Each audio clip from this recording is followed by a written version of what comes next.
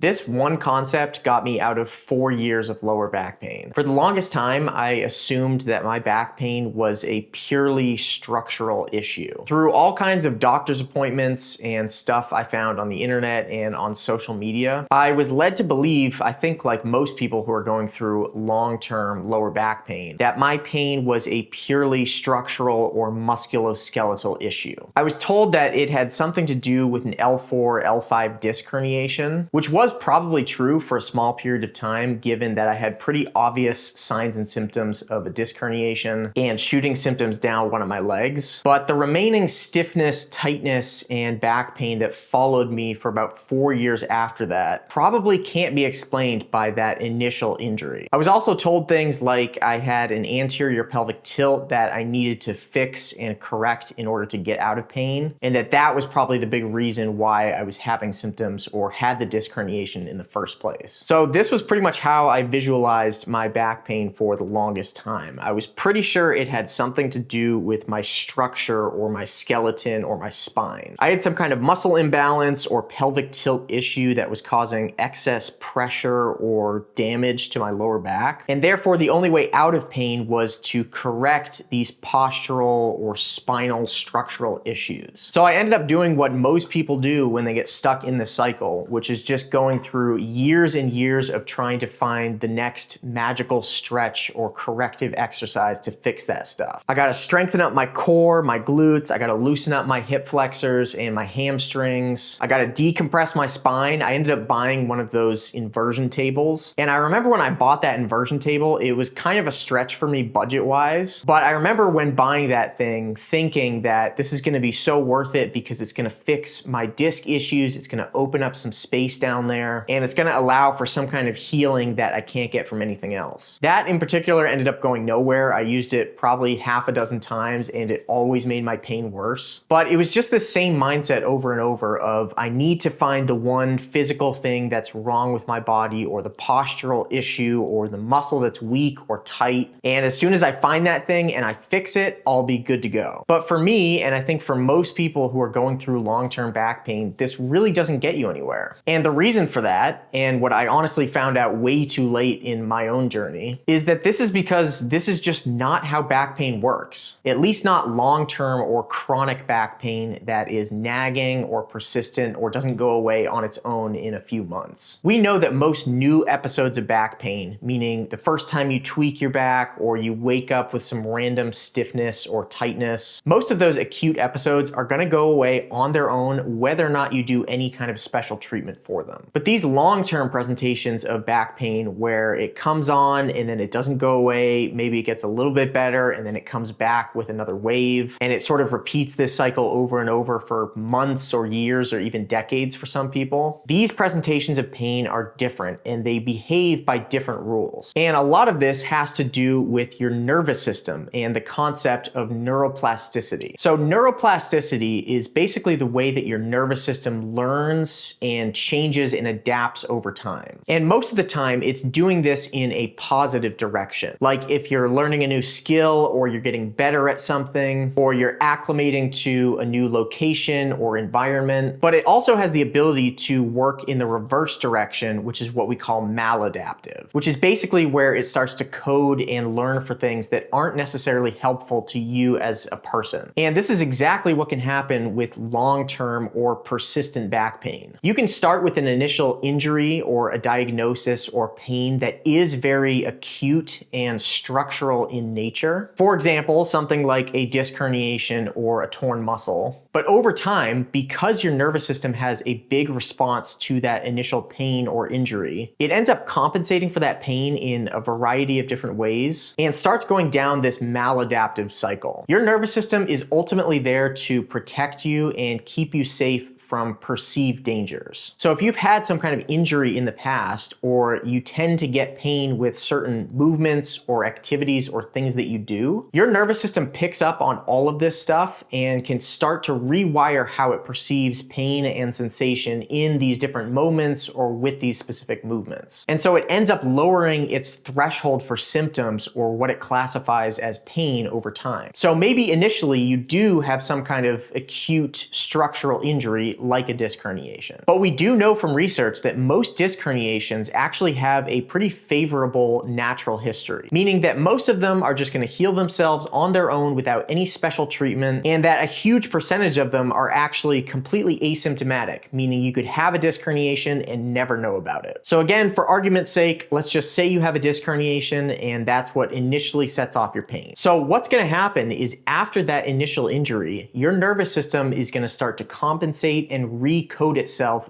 based on the pain that you're getting. So for example, you're probably going to have a lot of pain and sensitivity with things that involve flexion or bending forward. So in that acute phase, right after your initial injury, your body's going to be super sensitive to picking stuff up or tying your shoes or even subtle things like bending over the sink to brush your teeth. But over time, this can become sort of a learned response within your nervous system, where it's lowering its threshold for what it classifies as pain versus normal safe movement. And so if we fast forward months or years down the line, the disc herniation or whatever initial injury you had could be totally healed, but the pain and the sensitivity that you've developed with specific movements or scenarios or activities can still be there. And this is the concept that I think is just so important to understand, because it means that the pain you're experiencing in that moment isn't one-to-one correlated with some kind of physical damage or injury in your body. It's more of what we call a learned neuroplastic response, meaning that the pain is still very real and it's still very much a physical thing, but it's not necessarily an active structural issue that you need to correct. And honestly, when I first learned this concept, it changed everything for me, because all of a sudden, every time I had some kind of pain or tweak or a flare up, I didn't immediately go into that panic mode of, what did I just do? Did I just re-injure a disc? Did I just herniate something? Am I causing more damage? Is this a new injury? It flipped the switch in my mind from damage and injury to sensitivity. And once you consciously and more importantly, unconsciously start to understand what that truly means, you can actually start to reverse this process pretty quickly. Because typically what happens is we get pain and our body's immediate unconscious reaction is to avoid the thing that just caused the pain. Because consciously and unconsciously, we are assuming that that pain is correlated to some kind of injury or active damage that's going on. But when we understand that that pain is more of a sensitivity and it's less likely to be correlated to an active tissue injury, your nervous system starts to rethink the idea that it needs to be avoidant and fearful of every little thing that causes a symptom. And over time, this allows you to increase your mobility and get more comfortable with movements and get back into activities that you were avoiding. It just starts to spin the cycle the other way and give you some actual wins and pain relief results for maybe the first time ever. So if there's one thing that you take away from this, or one thing that you better understand about long-term or chronic back pain as opposed to acute back pain, is that long-term back pain in almost all cases is more of a sensitivity issue than an active tissue damage issue. If you need more structured help on any of this stuff or really want to break this cycle for good, I would really encourage you to give our free trial of Back Unbroken a shot. It'll walk you through all of this stuff step by step and teach you how to actually reverse this process of neuroplastic pain. It's totally free to start. It's changed hundreds of people's lives, and it could do the same for you. I'll leave a link down below if you want to check out more details of the free trial or watch our free masterclass. But regardless of what you do, don't give up. There is a way out of this, and I'll see you in the next video.